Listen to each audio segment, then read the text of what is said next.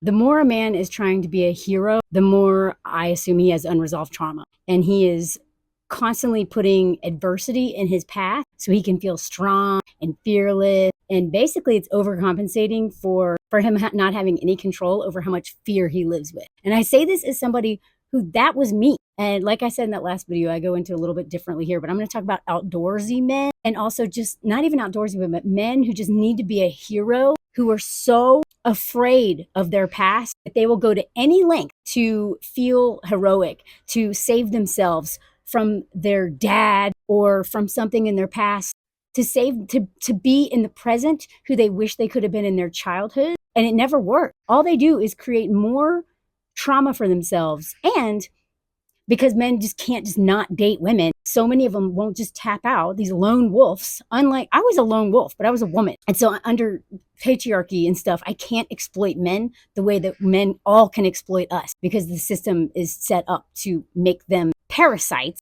vampires, and us just give and give and give until we're dead. And so when I was a lone wolf, I just took care of myself. But men who are lone wolves, adrenaline junkie, and like man versus wild and all this crap, those men are so dangerous, because even if they never literally put you in harm's way, which a lot of them do, I've made videos on this, so many of these men with unresolved trauma will put their families, and when it's coupled with arrogance and hubris, they put their entire families in harm's way, or just their girlfriends or wives or other friends. They put so many people in danger because they're not afraid when they really should be. But usually it's coming from this place, this deep desire to prove something to their dad, prove something to their mom, or prove something to themselves. And as somebody who ran from trauma for a really long time and, you know, did a career, this is me, in very dangerous job, and all my hobbies were pretty dangerous. I was not really I was never reckless on the job, but I was maybe a little more reckless when I was putting my own life in danger, because I was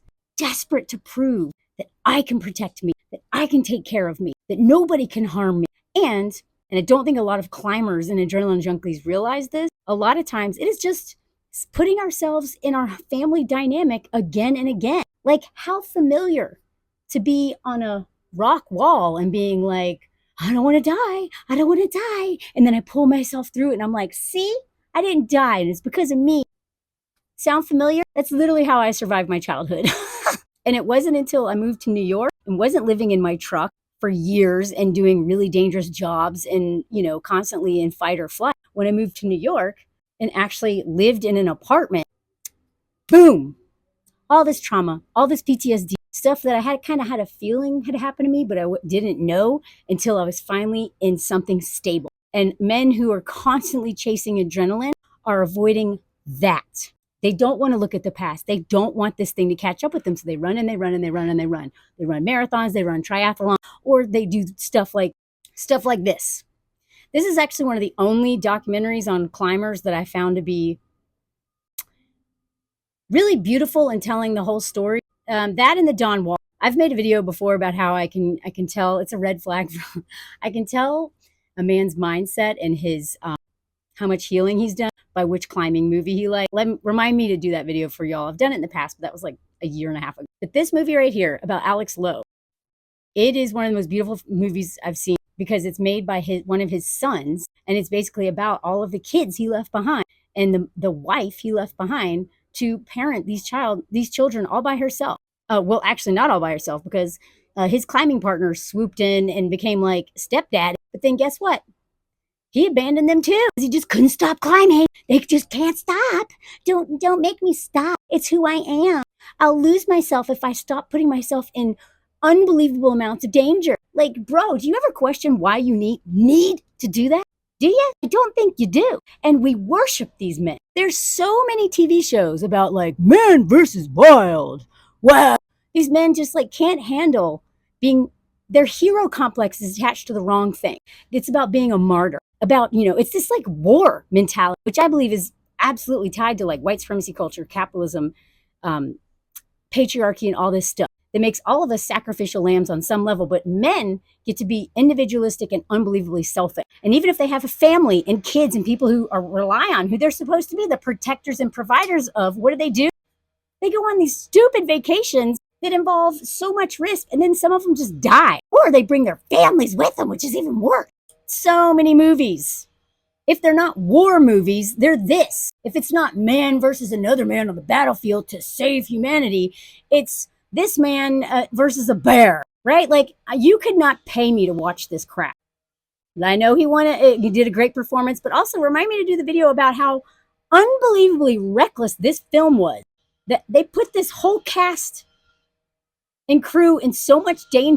He was traumatized by making this film. And that's another thing. They're like, you know what? It's for art. So whether they're out there climbing mountains or if they're actors putting themselves through hell to sacrifice them, these method actors, for a method actor, like most men are doing it wrong, literally so that they can like torture themselves or so they can abuse their fellow cast members. And then we're like, wow, he's sacrificed so much. Men want to be heroes so bad. And it doesn't matter who they sacrifice to get that, even if it's their wife and their children. Like this dude was so dumb. I mean, this dude sucks, but the person he played, way too arrogant, overconfident, then literally had to saw his arm off. And then we're watching this like, wow, what a hero. Wow, you saved yourself. From what? What'd you save yourself from? Nature or from yourself? Because you were so dumb. You didn't tell anybody where you're going. Again, this is why men make terrible guides in the outdoors. I will die on that hill. Not all of them. So many of them are terrible at taking care of other people because they don't even take care of themselves. They're overconfident. And they think that they're stronger than nature. And then they get their butts kicked every time. And then we call them heroes for surviving a situation that they themselves put themselves into because they're dead inside and need to feel alive by having an enemy, nature, or a rock that falls on your... All these rich people going to Everest, putting themselves in dangerous situations, exploiting all the people who are from that area, ruining the place. Like, I mean, I swear, like, white supremacy and capitalism plays into all this toxic masculinity so much, and this imperialism and colonialism mindset, because it's always a white man. It's almost always a white man who's this hero of nature. This dude, I read this book in college. This dude's story is what inspired me to move into my truck and start this like adventurous life. But why did I make this guy my hero? He literally died on a bus alone, like most men are going to die if they don't heal their stuff. And he was like a privileged man who was abused, terrified of his father, and then was burning money. And like this man is just like poster child of unhealed trauma, becomes reckless lone wolf loner trying to survive his childhood, but as an adult, and traumatizing everyone else along the way. Because people have been going to try to find this stupid bus and getting harmed. They had to literally remove the bus because so many people are like, I want to be like him. Why? Like, I get it. I tried to be like him. It did not end well for me. I mean, and again, before I say anything else about this adventure, I do believe in adventure. I believe in the power of taking risks, calculated risk. I still love climbing. I will always love climbing. But climber bros, especially older ones who prey on younger women, there's a lot of those, and who also won't heal their trauma, are a nightmare to deal with. And then if they decide to have kids and then still are as reckless, fork off. Fork you. Don't have a family if you're going to be a selfish prick, which is what climbing demands of you. Usually it's built into the sport. I mean, we have all grown up on this crap of like a man who goes on an adventure by himself because he's got no friends and is a loner. And then he like almost died. And we're just like, oh, poor guy. How is this our hero? How is this our hero? Now, I don't have anything against Alex. I think he has an amazing story. We'll do a video on him entirely one day. This man never dealt with the trauma of his dad dying. And shocker, he keeps putting himself in situations where he almost died. But now he's got one child and another one on the way and a wife. He better not be doing this crap as much or at this intensity, because now you're going to traumatize a whole family because of your need for escapism, your need to prove something to yourself. Again, I don't have anything against him. I think he does a lot of great stuff. But this is not our hero, y'all. Stop idolizing men like this. Because one thing I've noticed since making my feminism more intersectional is realizing that these kinds of situations is that even putting yourself in dangerous situation is a privilege in and of itself when you're not afraid of getting unalived by the police all the time.